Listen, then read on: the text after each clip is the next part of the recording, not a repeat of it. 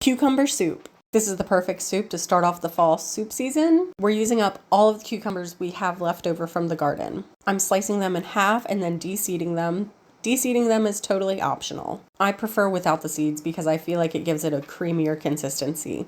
Then I'm quartering 2 onions to add to our cucumbers. We are going to roast these cucumbers and onions together in the oven. I roasted them for about 35 minutes at 400 degrees. Before we pop them in the oven though, we're going to add olive oil, salt, and pepper. We're keeping it simple right now and we'll add more flavors later on. Once they're finished roasting, we're going to transfer them to a pot. And at this point, this is when we're going to add all of the flavor to it.